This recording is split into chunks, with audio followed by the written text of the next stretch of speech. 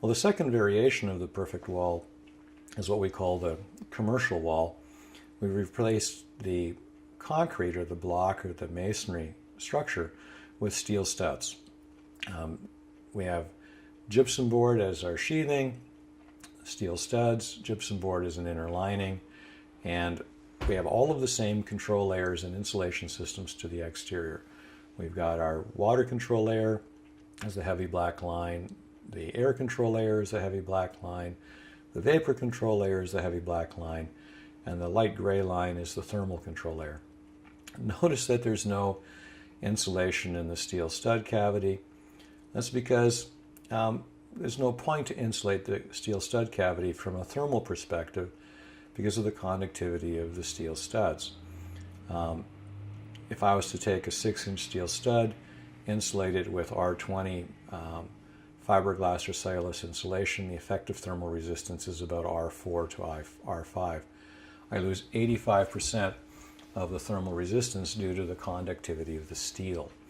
Steel is 300 times more conductive than wood.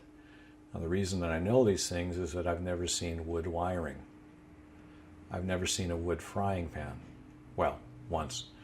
So the only way to deal with steel framing is to insulate this on the exterior.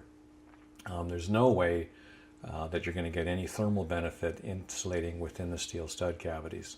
Hence the whole reason for continuous insulation. I learned this many years ago as a child growing up in Canada, as do all Canadian children learn at an early age.